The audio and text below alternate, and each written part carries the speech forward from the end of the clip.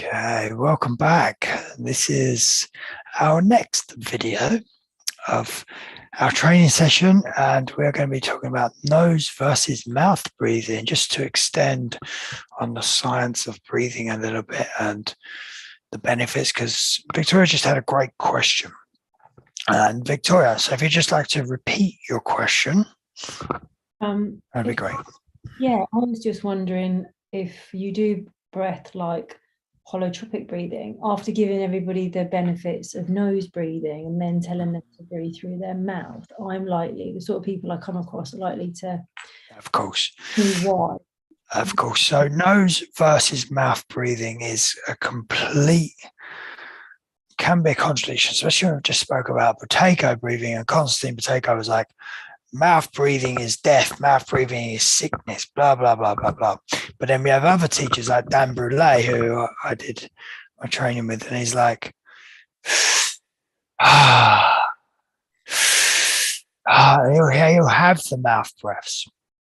So we could actually probably write a whole book on nose versus mouth breathing, the benefits. So nose breathing is how we are supposed to breathe. This is our apparatus, okay? But if we go through the whole day breathing through the mouth, we are going to be sick. That is just undeniable. You just can't even argue it, because the body just will get so heavy and dense. There'll be bleh. That's also to do with, like our nose is that natural filter, and it's exactly. We're not filtering anything through the mouth. Okay, then nothing gets filtered, nothing gets cleansed. So it's just pure dirt coming into the body and dirt leaving the body as well. So nothing gets cleansed, filtered, exchanged. But if we're doing a session like holotropic, every now and again, like if we really have an emotional pain, a trauma we need to get through, having a mouth session cleans the vessel very quickly as well. So we're breathing out we can really clean the vessel very, very quickly. But then it's also nice to come back in and back to nose breathing. So imagine if we was to go and buy an old house, no one's lived in it for a year. The house is going to be very, very dirty, right? Yeah. So we go in, and we're not going to go in and polish the windows straight away. So we need to, the way Dan always explained this to me is that when we do a mouth breathing, we can clean the vessel or clean the house very quickly, and then we can come back in and polish with the nose, if that makes sense. Yeah, it does, but not when you're thinking about breathing in dirt. No, so that was just when I said that, I meant like nothing's getting filtered, right? Yeah. But we're also breathing out. Imagine a holotropic session where it's big breaths in, big breaths out. So on every out breath, we release 70% of vapor and toxins and poisons from the body. So we can go in and if we're breathing out really heavily, okay, we're going to breathe out a lot of the waste and the crap and everything in the body very, very quickly. Okay. So we can clean the cells, the organs, the muscles, the tissues, the blood very quickly, but on a scale of a session, like if you're going to do a holotropic, like I probably do a holotropic once every 6 months. Oh, okay. Like I don't do a holotropic. When I very first started, I was doing holotropic every day, and I was doing a lot of clients every day. I ended up getting really sore teeth. My teeth were getting, like my jaw was being pushed back So when you breathe through the mouth a lot, okay, your jaw actually ends up coming back. You can actually get really crooked teeth. So one of my bottom teeth started to cross. But every now and again, if you need that emotional. That's extreme, man. That's extreme. Like the breathing through your mouth, that you could get cross teeth in your jaw. Wow. Yeah. It's like mouth breathing can be really bad, but we can also express ourselves with the mouth. So we can make sounds, we can make noises, we can make sighs, we can have yawns. Okay, so there's benefits for the mouth breathing as well. What about with it's like a very fine line. Okay, I really need to have a yawn.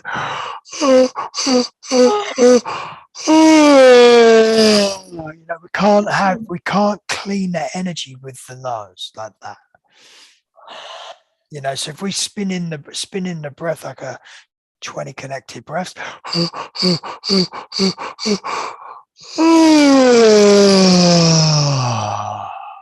Okay, we can't express ourselves like that, like we do with the nose. Okay, so even though it's got cons, it's also got pros as well. The nose doesn't allow us to express. Imagine trying to do a yawn through the nose.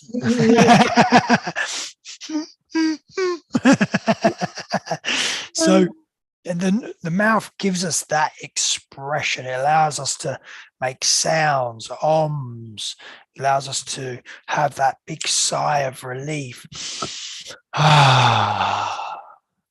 Okay.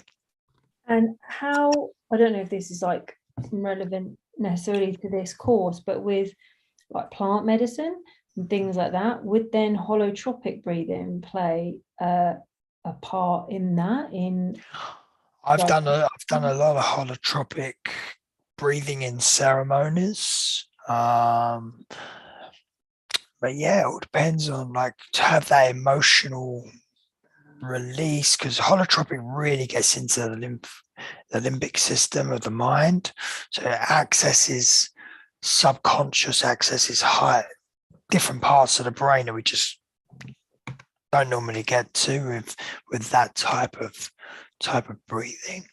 But again, if we look at what rebirthing can do, or weaving, or even shamanic.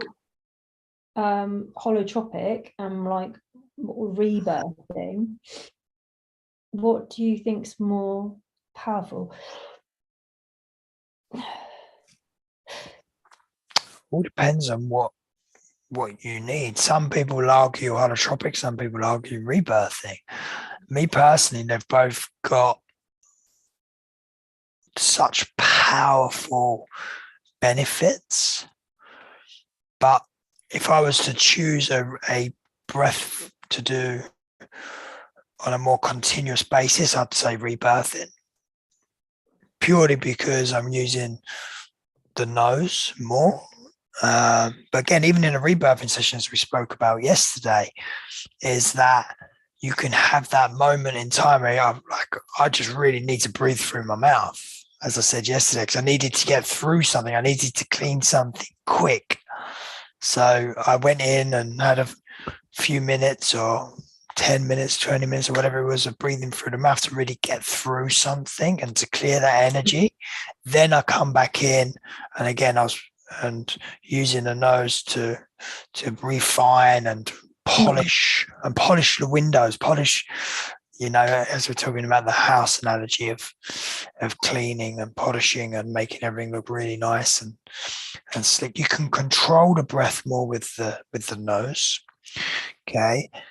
When we actually breathe through the nose, even though it might be a smaller channel, 20% more clean oxygen gets into the lungs, or 20% more oxygen gets into the body. Okay, it's even if like a and down through the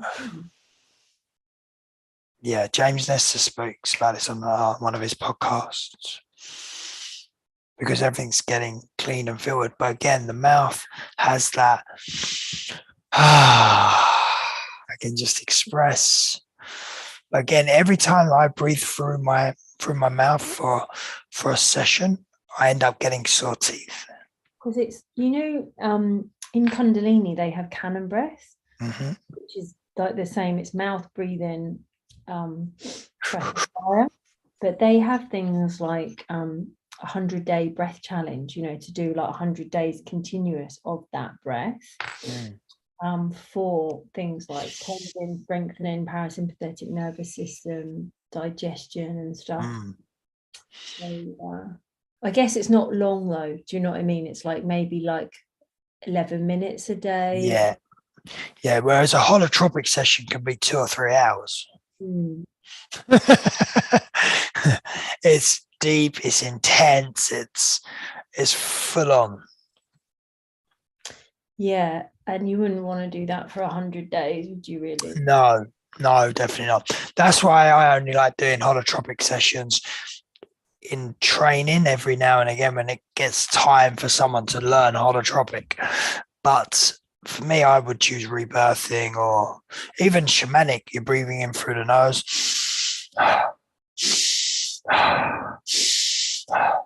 Yeah, I really love shamanic breathing.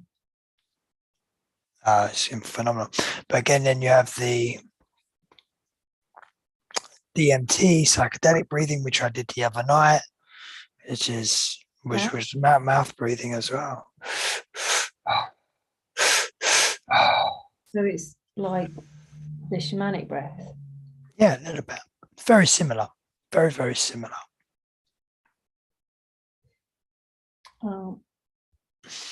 So mouth versus nose breathing is a subject where you can just, the science of everything. If we look at Constantine Pateko's argument of everyone gets sick for breathing through the mouth, or Dan Brûlé's argument is completely different opposites. Say you have a client, what in terms of like a one-to-one client that comes to you, would there be a circumstance when you would do mouth breathing with them instead? So part of the pure breathwork technique that I use mostly is I use a 15 to 20 minutes deep power cleansing at the beginning, nice and gentle, just to start for a couple of minutes to get warmed up. Then I'll take them into a nice 15, 20 minutes of really maybe some shamanic work, to get in, clean the energy first. Then I'll go into rebirthing and weaving. And then I always finish off. It all depends on the person. It all depends on the mind of the breather as well, which when we come back to our breath therapy, the 5 principles of breath therapy: the mind of the breather, the environment, the teacher, technique, and then something else always comes into play. The mind of the breather, who have I got in front of me? Okay. Have they got a lot of anxiety? Have they got a lot of stress? What was mentioned in their consultation? What do I need to do? So even though I've got my purification and cleansing stage, then I have activation, and then I have the amplification and relaxation. Okay, so your purification and cleansing is like the first part. 15, 20 minutes. I always like to get, especially if someone's holding that trauma, that pain, emotions.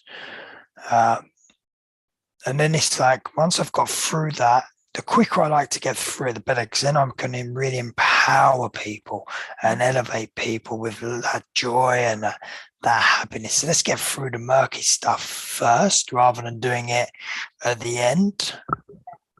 But what I like to do at the end, I like to take them into, again, it all depends on the mind of the breather and who I've got in front of me. But majority of the times I might take them into that psychedelic breath using the mouth to really, if there is anything, just that last bit of energy that might be stuck or missing or we haven't quite got out, I'll take them in through that. Even if it's just for 2 or 3 minutes. So do you have in the manual like that formula of what you would go through like that? I don't think so, because it was a new thing that I started doing about a month ago. But once I go in and just rebrand everything, I'm going to put anything that's missing will be going in now. Did you say 4 stages or 3? It's normally, well, it's purification and cleansing, Yeah. which is probably just 1. So even purification. Then it's activation and amplification of the cellular structure of the mind. And then it's relaxation. And then the other little kind of bit that you put in there about the psychedelic bit for a couple of minutes. So Yeah. Going through that, yeah, go on. So the reason I started adding that in was, 1, just to make sure we've got everything clean, and then 2 is as they go into that final breath hold, they're in peak state. But again, I only do this with certain clients. Yeah, it was when you mentioned it just now, it was nice because it's very similar kind of structure that I've used before to do yoga classes. Mm. So it's a really nice thing for me to remember, like something that I could like really easily apply with like one-to-one clients. Yeah. So obviously a lot of people that come to me are coming just for an experience. Yeah. So I want to give them that. Yeah. I want to blast them off before they go into their relaxation and they're in their journey, you know. So again, I would only do it with them for a few minutes. All depends on, some people just don't even get there because once the rebirthing kicks in, they're gone anyway as well. So I think I get more people for therapy. your voice changed then. I think I get more people for therapy. Sounded like your nan.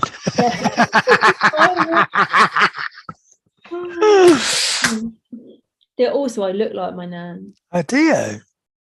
I've got same eyes, same expression, same nose, same, yeah. Amazing. Love that.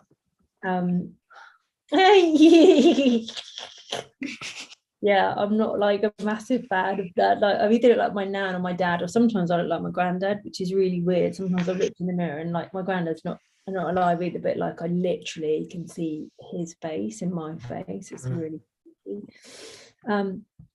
So I definitely have more. Can I ask you like a kind of, I guess, a case study type of thing? There's this guy who I've done some breath work with him, and he came on the yoga teacher training. It's a really strange scenario. He got bullied at work, right? In a like, he's in his was he 38, right? But bullied in a way that's like at school, like actually physically hit and stuff. Really? At work? But really free. He was like, I can't really say too much, but it was, of course, especially because we might be on like YouTube, but in a like a high level government type of situation where it was in a meeting, and and it was in a place, and basically like everybody kind of ganged up on him and punched him, like, and what? no, so At work? It's terrible. And this was kind of like building and stuff, and like and he's quite good at like letting stuff like roll off of him, but basically this has really affected him, and he was kind of like pushed out and ended up leaving. And then like when he came on the training, he was like without a job and not knowing where to go and all this kind of like stuff. And he's been doing Wim Hof breathing and things like that. Really loves it, really connected to that, like cold showers, all that kind of thing. But he's just got this kind of like block, and so I don't know, what did we do? We did so he could do like the Wim Hof breathing, but I can't change him into another breath. Or we haven't done Wim Hof yet. no, but is it like shamanic?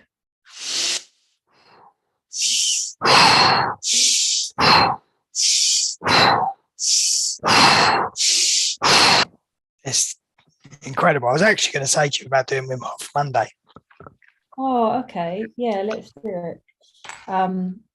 Yeah, because obviously everyone, like I've heard of, you know, didn't realize it was that actually. Yeah, Wim Hof's very fully in, fully out, fully in, letting go, fully in, letting go. 100% as opposed to like Everything fully in. okay.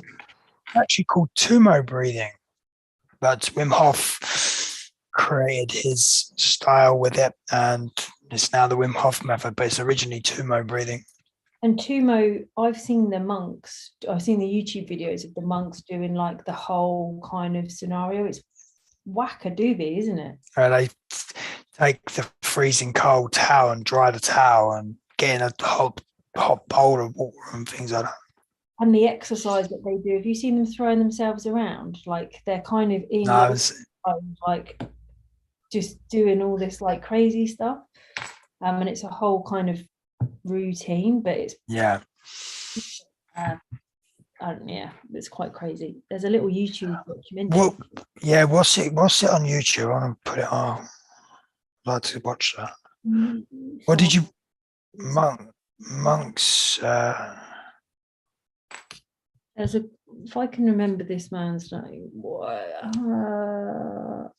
I'm terrible. I can't remember this guy's name. Is it Tumo breathing monks? Oh no, I was just looking for the link that who'd sent me the link. That's what I was trying to remember my friend's name.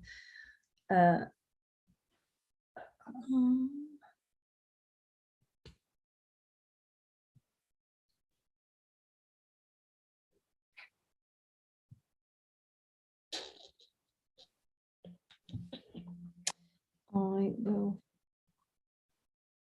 When did I go?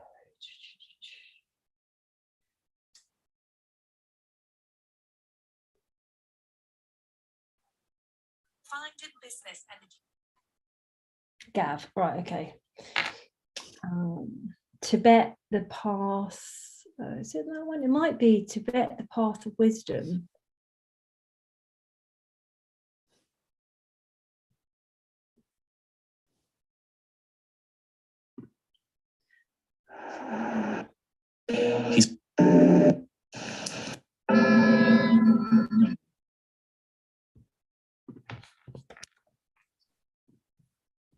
I've got like a couple of guys that send me just crazy documentaries.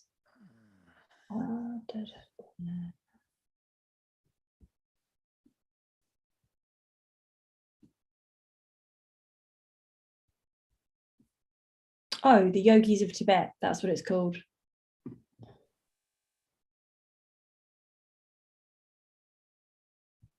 I'll send it to you. Yeah, please, that'd be great. There's one here, yoga's extreme cold weather endurance. They're in the snow and they've got wet towels, and they've got wet towels around them.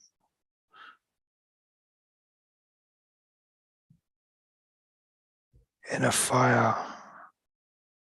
Yeah, that's because that breathing gets that inner fire going, so that they've got the fire in their body, so it doesn't matter how cold they're exposed to, they're still, and then there's all this steam coming off them because they're building the fire inside, so that it's amazing. Yeah.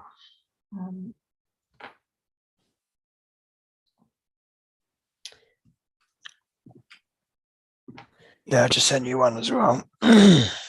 Yeah, so what I was going to say to you was, what would be a good practice to help? So, when someone's kind of like he's blocked mentally in a way, he's locked into a place of feeling like kind of wanting revenge, but not like that. Just being able to kind of like let go and move forwards. But this memory of this being like stabbed in the back and let down and beaten up is so present in his energy and in his body. And it's recent, you know, but then also, yeah, of course. And what's his mind like now afterwards? Is he still strong in the mind, or is he weak in the mind now? well, if it's really, I want to say, you would think strong, because he presents very strong, like he's Eastern European, like very well brought up, very like strong in, like he would do 21 days panchakarma, go on kind of extreme things like that, but then not strong in terms of sitting in discomfort. Like I feel that things like going for a cold shower or doing stuff that's obviously hard, he's really strong in getting through. But you know, the things that are subtly uncomfortable, like sitting cross-legged with a straight back for half an hour, he's not going to do that. Yeah. To be fair, I find that hard. My knees and my back it's hard work. I don't blame him, to be honest. So I don't know what that, because I find that, like, you know, my knees, you know, I was even yesterday, I was sitting on my little thing and my knees were crossed, and what did we breathe for about an hour and 45 minutes? I got up yesterday, my knees were so tight. I was like, so I brought a chair up today. I was just like, I can't sit like that anymore. Yeah, see, I guess it's, yeah. So for me, I don't know, what does that say to you about, like, maybe it's a very masculine thing. It's just, it's uncomfortable. But isn't being in a cold bath uncomfortable? Yeah, but you're only in there for a few minutes. When you're sitting cross-legged for 45 minutes and nothing's supporting my back, I find that really uncomfortable. Okay, that's interesting. So maybe he's strong then, because I feel like, yeah, I mean, I can sit for a long time. Yeah, I think you're a yoga teacher. I don't do enough of that. It's probably a bit of... But I feel like it's a mind situation. It may be like a Vipassana situation where you just have to sit in the pain and go through it. Yeah. So in that way, I feel like he's weak, but he would be strong if you told him to lift weights, go for a run, go in a cold shower, or, you know, those things. Yeah. So I remember my friend Becky, who introduced you to, she went for Vipassana, and she used to couldn't sit for anything. She was just fidgety, blah blah blah, and she went and done Vipassana, and she had to sit for 12 hours in discomfort in meditation, and she got through it. Yeah, because your body adjusts, I suppose, when you're sitting and you just can't move. You have to go through the pain. I think that's mental for me. Like, if I say to myself, that's what you're going to do for 12 hours, I'm all right with it. But I don't really like the idea of having a cold shower for 30 seconds. No. Well, when we start doing Wim Hof on Monday, you're going to have ice baths. Wow, what I've just said to I thought that's what we should do. I'm kind of, because I think that it's something that's quick that will help them in the winter. Do you know? Yeah, of course. Colds and stuff like that. So we're about to make a pact of cold showers.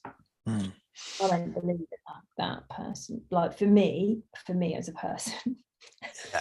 But I do see the benefits in it for, like, the rest of the planet. Just not. No, of course. I remember being in a ceremony once. My friend Wayne, he's an incredible shaman and powerful man. And we was having ice baths, and he looked at me and went, "Why the fuck would I want to do that? It was, I ain't fucking here, I ain't getting in there. No, not happening. It was like he went and had a sandwich in the finger, and I ain't doing it. I've done it all. We went, I've done it I've done it for years. He went, I ain't doing it again. That's just what I've been like, but I've stopped doing that now and just like, I'm just gonna do it. Yeah, it made me laugh. It's like, why the fuck would I want to do that? I mean, I've done it. I mean, I've sat in ice baths before. I went, I ain't doing it again. Actually, do you know what? Ice baths or getting in, like, you know, when you go in the cold plunge in a spa, that's much easier for me than having a cold shower. The cold shower is like, even when you go from hot to cold, it's like, oh. Yeah. Or getting in a cold shower as well. Okay. So what would be a good shamanic? Yeah, shamanic. Yeah, shamanic was the first breath that come to my mind. And even just building up that energy and really getting him through whatever he needs to get through. More than rebirthing. Yeah, I think so. But a shamanic rebirthing session is beautiful as well. How would that look? Shamanic to start, rebirthing to start nice, and you build the energy up, and you can turn that into the shamanic breath. Sure. Shamanic rebirthing is incredible. It's a beautiful session. I like to mix sessions up sometimes as well, purely because it gives people a different breath, a different experience, a different feeling, different energy. So it keeps them conscious, keeps them going. All of a sudden, do 10 minutes, 15 minutes on each one, and then go into something else. It really keeps the session going in different directions as well. And all of a sudden, they're like, what just happened? Yeah. When I've done your videos that you do on the Tuesday and the Thursday, there's sort of like more like the variation of breath that's within it. Yeah. I feel like your mind can stay with it. Yeah. Because of the change, you know. Exactly. When you change a pattern, as you probably know, when you change a pattern in something, all of a sudden it can shock the mind, and then you're awake and you're alert and you're sharp, and you're like, well, what's going on? And it keeps it fun when you change the breaths up, because you can build the energy nice, starting nice and gentle, building the energy, and all of a sudden it's like you're in that of a shamanic breath, or you're with that mouth breathing technique of the psychedelic DMT breathing, holotropic breathing, and you can absolutely take someone on a beautiful healing journey and a beautiful experience that they might receive as well. And everyone in the group will receive something different, even though we're doing the same breath as well. So the mouth breathing topic and the nose breathing topic both have many benefits and both have many cons as well. So with the nose, the cons of the nose is that we can't make them sounds. We can't express ourselves. We can't open up and have a big expressive yawn, you know. But then the combination, like in soma, shamanic, of course, nose out through the mouth, that kind of seems like the perfect. Yeah. Perfect combo. Yeah.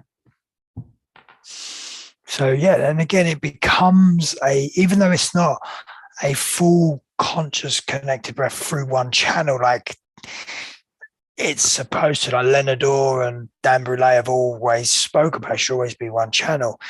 You're still connecting the breath. There's still no pauses. There's still no gaps. Okay. With soma, it's a rhythmic breathing.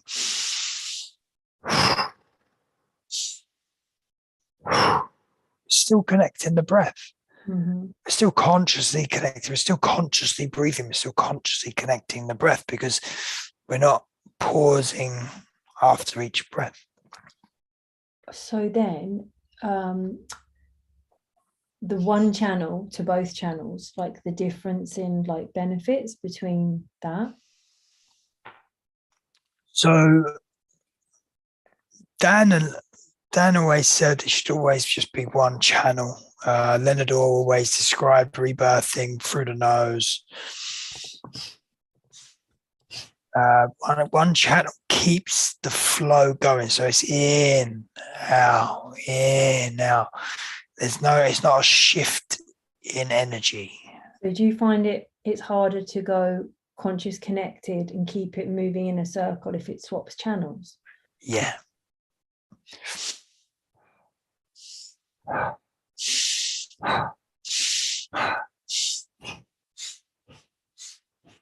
Again, it's very little change, but it's the reason I suppose they said it's always keep it through one channel is because it keeps it clean, it keeps it methodical, it keeps it in alignment where we're not switching, changing the breath pattern, which can disrupt the oxygen coming in, I suppose. Oxygen going out. But I personally, I like the big breath in through the nose and out through the mouth. I like that.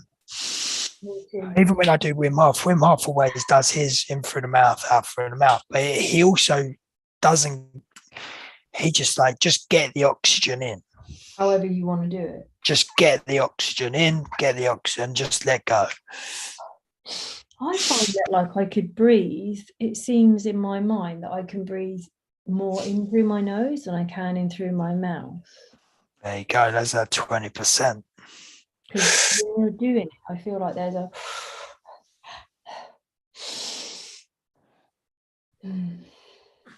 yeah, just not as much.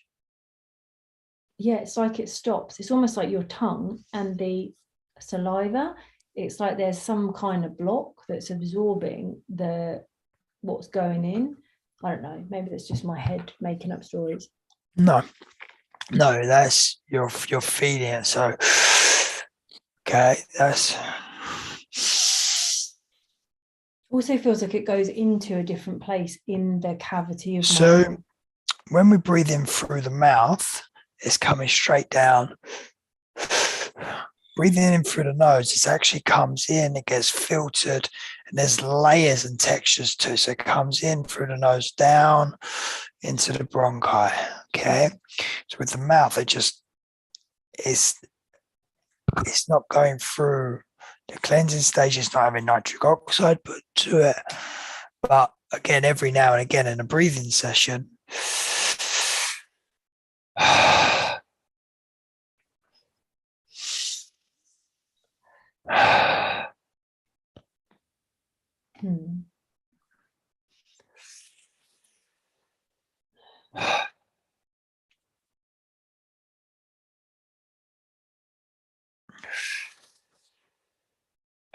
but you can really feel, I can feel the cold on my teeth when I breathe in, really feel it. So I like that in through the nose, so now I'm cleaning it. Nitric oxide is being activated, cleansed, filtered. I like that big sigh, sigh out through the mouth. Okay. So again, it's also a personal preference as well. And again, if we're in a breathwork session and all of a sudden we start crying, the tear ducts just automatically nose gets blocked and you can't do anything. Yeah, I didn't. The last time I cried, it wasn't so bad. Like, it wasn't like bad yesterday, but it was just, it wasn't blocking my nose. But yesterday, it was really blocking my nose. Well, you end up getting snotty. You end up getting, it's like every time you cry, you have to blow your nose, right? Yeah. But I've had crying sessions and I can't breathe. I'm blocked up. I've got snot. And it's like, so you have to, if you want to continue to breathe in and get through that, then that's when the mouth can come into play as well. you know. So at one point I was adamant. I was like, I am not breathing through my mouth. Not doing it. I just refused, no matter what. and then I just let go of it. I was a bit like, why not? I just, from like running and stuff, I've always breathed through my nose or in through my nose, out through my mouth. And yoga too, like no. When you exercise, when I exercise, I will try and only use my nose. Yeah, me too. But then I had this cannon breath experience, which was like the holotropic. I didn't know it was the same thing. And I was like, wow, that's like pretty good. And it just felt like, not something that feels in a mouth breathing session, the first 10-15 minutes you're going to get dry mouth. You're going to be, it's going to feel horrible. But after about 20-25 minutes, you go through it, your body adapts and it allows you, and you can just keep breathing. It's really weird. It's really weird. Yeah, really weird. It's that first 15-20 minutes of going through that dry mouth and it's murky and it's horrible. But again, once you clean the vessel and you get rid of all of that energy, the body just naturally comes into play, and and you can have a beautiful, beautiful session. But it's that first, isn't it? Yeah. And again, if our nose is always blocked or if something happened to our nose, the mouth would allow us to breathe as well. Okay. So while I was just thinking about like kind of like the science of stuff, how can we also sort of talk a little bit about the rebirthing and like the psychology of that? Of course, absolutely. So, yeah, we can do. Yeah, we can do that. Only I didn't know if like that was. Yeah. No, that's good. So we'll leave this video here, and then we'll come back to the next video for psychology of rebirthing, which is a really, really important video as well. So we'll keep that separate. So thank you, everyone, and we will see you on the next video.